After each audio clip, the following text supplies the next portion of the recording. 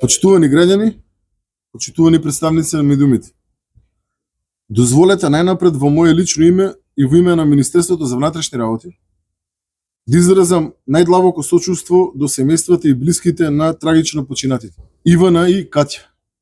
Ова е болен и потресен настан кој што ја вознемири целата јавност. Како родител и како човек, искрено жалам за загубените животи и сум целосно на страна на граѓаните и ја споделувам болката и ревотот што се чувствува во јавност. Во однос на самиот настан, сакам хронолошки и прецизно да ја информирам јавноста за постапувањето на полицијата. На 2.3.2026 година во 14:10 при СВР Скопје е примена пријава од страна на случаен минувач дека од зграда на булевар Митрополит Теодоси Гологанов, број 96, жена со дете паднале од балкон. Веднаш по приемот на пријавата, на лице место излегле полициски службеници од полициска станица Карпаш, како и екипа на итна медицинска помош. Во 14:11 од страна на лекар е констатирана смрт кај двете лица. За настанот веднаш е известен дежурен јавен обвинител кој што излегол на лице место. Во негово присуство извршен комплетен увид од страна на увидната екипа од СВР Скопје. Телата се предадени на Институтот за судска медицина на обдукција. Од местото на настанот се подигнати материјални траги, мобилен телефон и други предмети кои што ќе бидат предмет на форензичка анализа. Според досегашните утврдени факти, настаните на 2.3.2026 година имале претходница која што е предмет на детална истрага. Имено истиот ден во 12:05 во полиција е примена пријава поврзана со расправија помеѓу сопружниците. По приемот на пријавата полициски службеници биле упатени на лице место и во 12:19 часот пристигнале на наведената локација.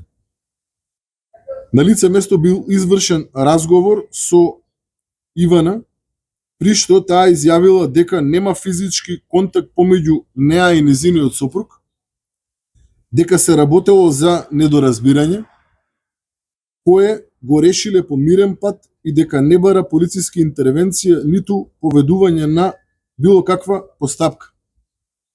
Дополнително, таа навела дека брачните односи ги решава преку бракоразводна постапка и дека истите ќе ги регулира по институционален пат. За наведеното од страна на полициски службеници сочинета службена белешка која што е потпишана и од страна на сега жртвата.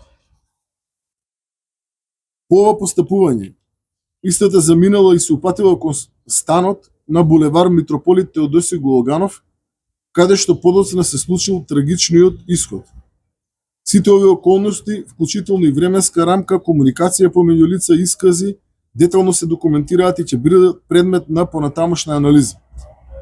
По устна наредба од јавниот обвинител, лицето Стојанче Јовановски е лишено од слобода поради сомневање за сторено кривично дело.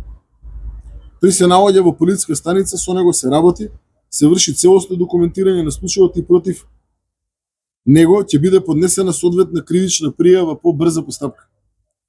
Во интерес на целосна транспарентност, сакам да информирам јавноста и за претходните постапувања поврзани со ова лице. Во изминатите години од страна на СВР Скопје се поднесени вкупно 10 кривични пријави за дело од областа на насилен криминал, имотни деликти и недозволена трговија со дрога. Во декември 25 по лишување од слобода за кривично дело по член 215 од КЗ за трговија со дрога, бидејќи кај истиот биле пронајдени 20 паковки со дрога, истиот бил лишен од слобода, при што Министерството за внатрешни работи отпочнало брза постапка и доставило кривична пријава до надлежен јавен обвинител, при што од страна на јавниот надлежен обвинител биле побарани мерки на предпазливост, а од страна на судот истите биле изречени. Пошто лицето било должно да се јавува во одредени интервали во рамки на судот. Исто така во текот на 2025 и 2026 година евидентирани се повеќе пријави за нарушени меѓучовечки односи и физички напади помеѓу сопружниците.